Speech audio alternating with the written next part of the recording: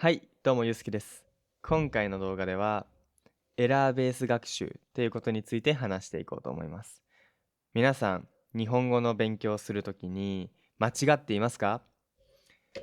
実は、たくさんね、間違えると思うんですけど、間違えた方が実はいいんですよ。むしろ、間違えないようにしようとすればするほど日本語が伸びにくくなっちゃいます。でも、すごく難しいんですね。間違おうとすることは。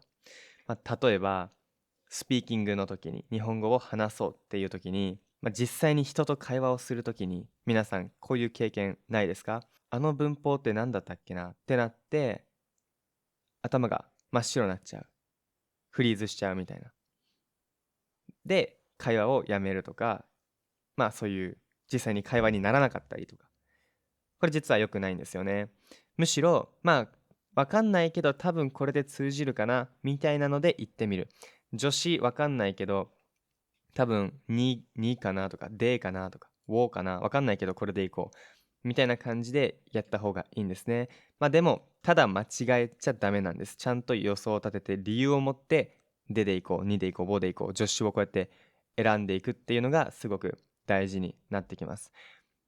こうやってね、予想して、で、間違ってすぐ修正する。これをエラーベース学習って言うんですけど、これがめちゃくちゃ科学的に効果がいいんですよ。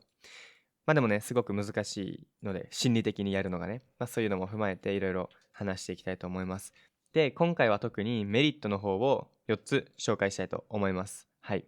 まず1つ目なんですけど、フィードバックが強く刺さるっていうところです。フィードバックって言葉はちょっと難しいんですけど、簡単に言うと振り返りです。振り返りが強く刺さる。だから記憶に残るっていう意味ですね。例えば、間違えた後に、その正しい答えを見るじゃないですか。間違えた後だったら、それが自分の弱点というか、修正すべき情報っていうように思うんですね、頭が。なんですけど、もし間違えずにこれを見てしまうと、ただの情報になっちゃうんですよ。だから記憶がしにくくなるって感じですね。具体例でいくと、When I was playing で、何でもいいんですけど、ってなった時に、その、When I was playing って日本語で何かなってなった時に、was playing は、手フォームだな、多分。だから、している。だけど、was だから過去形だからしていたで、when だから時。みたいな感じで予測して喋る。実際これが間違っててもいいんですよ。間違ってても全然 OK。で、答えを見て合ってるか、間違ってるか見るっていうのがすごく大事なんですけど、例えば、When I was playing って言いたいな。調べよう。これダメです。なんでかっていうと、すぐ調べちゃうと、予測してないから、例えば、なんなんしていた時っていう答えを見た時に、そうなんだな。知ってたわ。ってなっちゃうんですよ。じゃなくて、ちゃんと自分で一回予測する、テストしてあげる。すごく脳に負荷はかかるんですけど、ぜひ、この方法をやってほしいと思います。これは実際に研究で、こういうフィードバックをたくさんの人にさせたのがあるんですね。で、その研究で分かっているのが、外国語の訳を学ぶときに、間違えてからフィードバックを受けたグループの方が、ただ読むだけのグループよりも、最後のテストの成績が良かったっていうことが分かってます。しかも、学習者本人は、ここの方法の効果を過小評価しがちだったんですね。どういうことかっていうと、その、間違えてフィードバックしてるから、俺間違えた、分かってないわ。だから、あんまり覚えてなさそうって思っちゃうから、過小評価しちゃうんだけど、しっかり間違ってるからこそ、その間違えた部分が記憶に残って、最後の成績が良かった。実は、そういう情報が記憶に残りやすかったっていうのが分かってます。つまり、そのフィードバックが強く刺さる、記憶に残るためにも間違ってほしいと思います。次、2つ目なんですけど、2つ目は、予想が外れたっていうズレが注意を集めます。This is a quick ad. Don't have anyone to practice Japanese with? We've got the perfect lessons for you. From beginner textbook lessons to real speaking practice, we create a custom lesson that fits your level. What kind of lesson would you like? Tell us in your trial lesson. Look from the description. どういうことかっていうと、この間違えることの価値は、脳にとってのズレにあるんですね。特に自信を持って間違えた時ほどその後の修正が起こりやすいということが、繰り返しいろんなので言われています。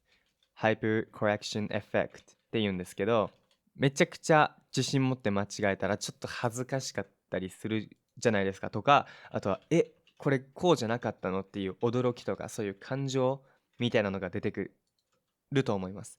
これがその物事をすごく記憶しやすくする。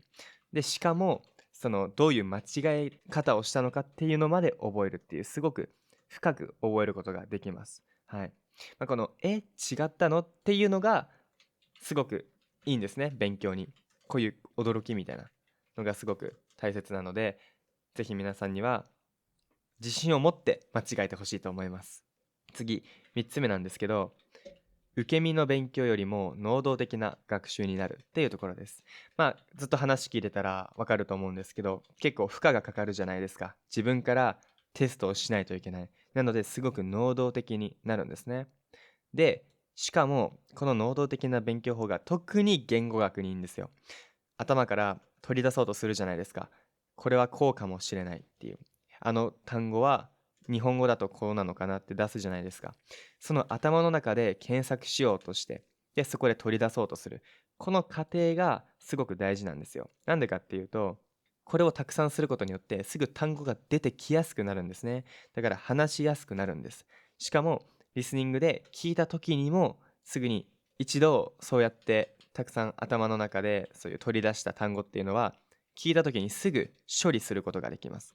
これ認知負荷理論の動画で説明してるんですけど、こういう検索っていう取り出す訓練っていうのはマジで効果しかないです。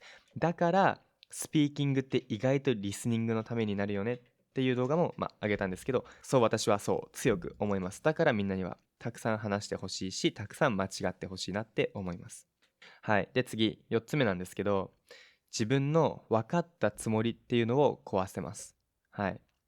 このエラーっていうのは理解の穴をね、あぶり出すんです。あぶり出す。自分では分かっていたっていう思ってた部分が崩れると、どこが曖昧だったのかが見えてくるじゃないですか。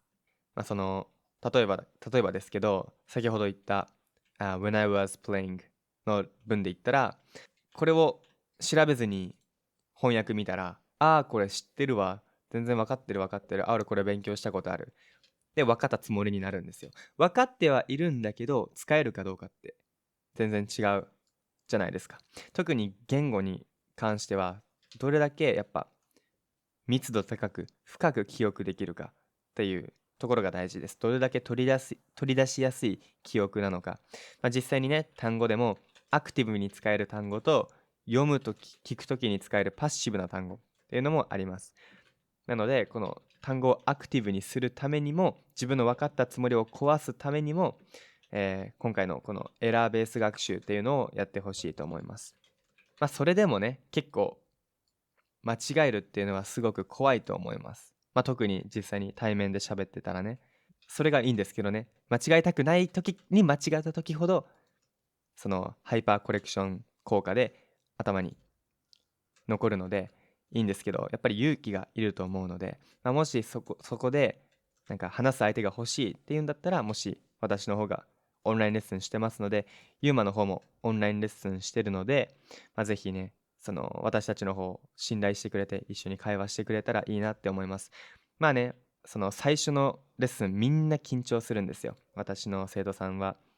でもやっぱそれは絶対起こってしまうことなのでしょうがないと思います。ただ、私が目指すところは一緒に話す中でそのお互いに緊張が解けて、信頼みたいなものを作ってその話しやすい環境を作るっていうところにあると思っています。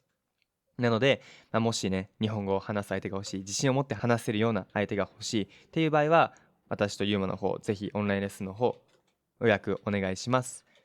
はい、今回の動画はここまでになります。このエラーベース学習、すごくいいって分かったと思います。ただ、実践するのはすごく難しいので、ぜひね、この動画を見た後に勇気を持って間違ってほしいと思います。皆さんの日本語学習、本当に応援してます。今回の動画はここまでです。ありがとうございました。また次回の動画でお会いしましょう。じゃあね。